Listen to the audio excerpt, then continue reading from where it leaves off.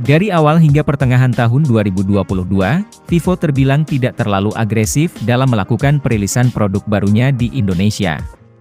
Kalau di Indonesia sendiri, memasuki bulan dengan akhiran berber itu tandanya sudah memasuki musim penghujan, yang mana pada bulan ini juga Vivo melakukan banyak perilisan produk terbaru layaknya hujannya HP Vivo. Nah, dari banyaknya HP Vivo yang dirilis, ada satu HP dari Y-series yang cukup menarik untuk dibahas, selain karena penamaannya yang sama seperti HP Vivo di tahun 2015, HP ini juga jadi salah satu HP Vivo yang paling sering muncul iklannya di sosial media. HP tersebut adalah Vivo Y35. Dan setelah kami cek and recheck, memang HP ini menawarkan spesifikasi yang cukup mumpuni di kelas harganya, yakni Rp3.399.000, bahkan beberapa toko sudah ada yang menjual dengan harga yang lebih murah. Namun kami juga menemukan beberapa kekurangan di HP 3 jutaan ini, yang bisa menjadi perhatian kalian sebelum membelinya. Dan apakah HP ini worth it untuk dibeli? Simak video pembahasan kelebihan dan kekurangan Vivo Y35.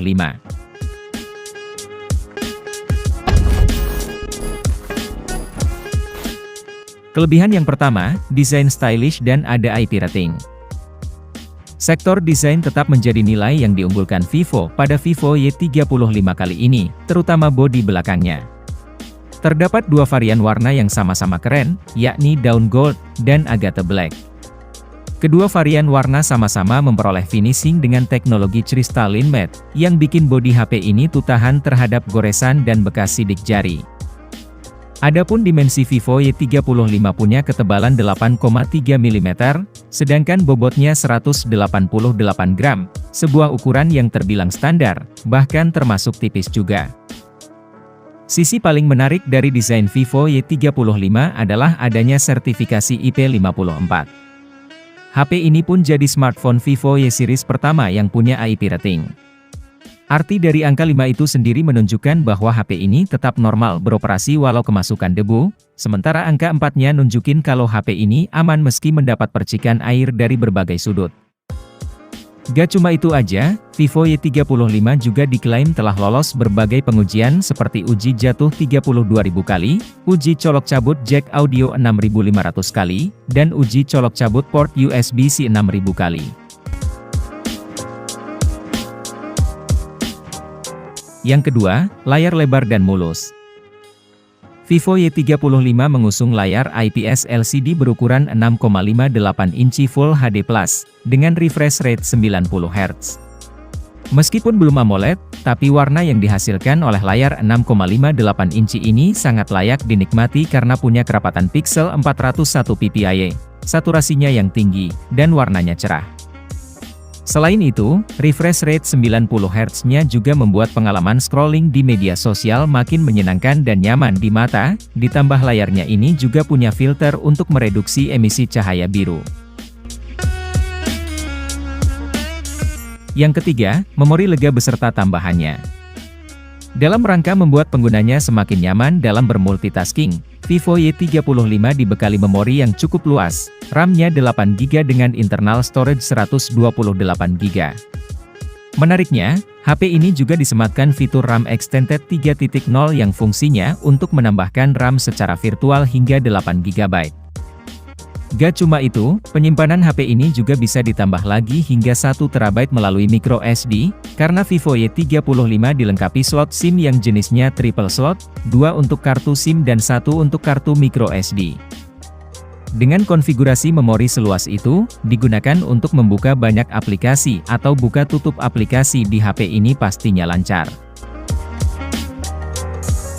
Yang keempat, sektor baterainya mumpuni. Vivo Y35 memiliki baterai dengan kapasitas besar yaitu 5000 mAh. Dengan kapasitas segitu, HP ini diklaim bisa bertahan hingga 14,3 jam untuk streaming film HD. Bisa juga bertahan selama 7 jam lebih untuk memainkan game. Baterai HP ini didukung dengan teknologi pengisian cepat 44 watt, yang membuat charging Vivo Y35 menjadi salah satu yang tercepat di harga 3 jutaan. Durasi pengisian baterainya kencang, 0-70% butuh waktu hanya 34 menit, sedangkan sampai penuh hanya membutuhkan waktu kurang dari 1 jam. Fitur lain yang berkaitan dengan sektor ini adalah reverse charging alias pengisian balik. Dengan perantara kabel USB, HP ini bisa mengisi daya perangkat lain seperti TWS. Hanya saja, Vivo tidak mengungkap berapa watt daya maksimal yang bisa disalurkan. Yang kelima, kamera 50 megapiksel. Vivo Y35 punya 3 kamera belakang yang terdiri dari kamera utama 50 megapiksel, serta depth dan makro masing-masing 2 megapiksel. Sedangkan di bagian depannya terdapat kamera selfie berukuran 16 megapiksel. Satu fitur yang cukup menarik dari kamera ini adalah sudah adanya EIS atau Electronic Image Stabilization.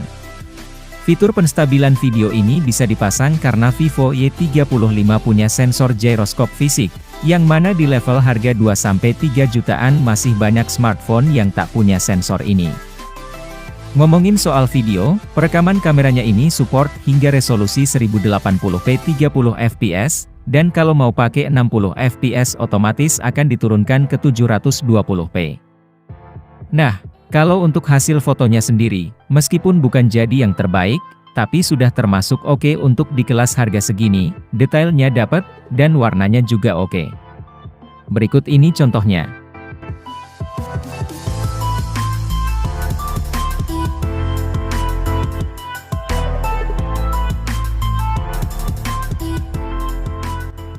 Nah, jadi itu dia tadi beberapa poin yang menjadi kelebihan si Vivo Y35 ini.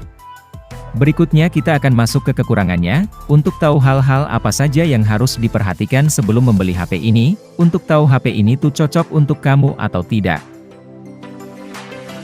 Dan kekurangan yang pertama, gak ada kamera ultrawide. Seperti yang sudah dibahas di poin kelebihan, kamera belakang Vivo Y35 itu hanya 3, dan dari ketiganya tidak ada kamera ultrawide. Padahal, mayoritas orang akan setuju bahwa kamera ultrawide akan lebih sering dipakai ketimbang kamera makro. Kamera ultrawide akan memberikan sudut pengambilan lebar, cocok untuk foto pemandangan atau foto bersama keluarga besar, tapi sayangnya tidak ada. Jadi buat kamu yang pengen foto-foto dengan sudut pandang lebar, harus dipikirkan lagi. Yang kedua, mono speaker.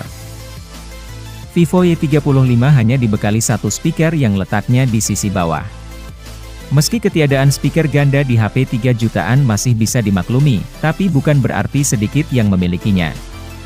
Bahkan beberapa vendor sudah menghadirkan speaker ganda di HP dengan harga 2 jutaan saja. Alih-alih memasang speaker ganda, Vivo justru menyematkan fitur high-res audio. Melalui earphone kabel yang dicolokkan ke jack audio 3,5 mm, pengguna dapat merasakan dentuman musik dengan audio resolusi tinggi sekitar 24 bit atau 192 kHz. Yang ketiga, kurang kekinian. Satu hal pertama yang menurut kami kurang kekinian adalah masalah desain layarnya yang masih waterdrop. Hal ini terbilang cukup jadul di tengah perkembangan smartphone yang sudah banyak berlayar tompel. Hal kedua yakni NFC, yang salah satu fungsinya adalah untuk top up e-money. Untuk orang yang tidak rutin keluar masuk jalan tol sih tidak masalah, namun hal ini menjadi problem bagi pengguna jalan tol. Pasalnya, mereka jadi tidak bisa cek dan top up saldo e-money kapanpun saat dibutuhkan. Mereka harus top up ke gerai-gerai, atau mesti ke ATM tertentu yang mendukung top up e-money. Itu adalah contoh pentingnya NFC bagi pengguna e-money, namun kalau kamu bukan pengguna e-money mungkin tidak menjadi masalah. Yang keempat, performa biasa aja.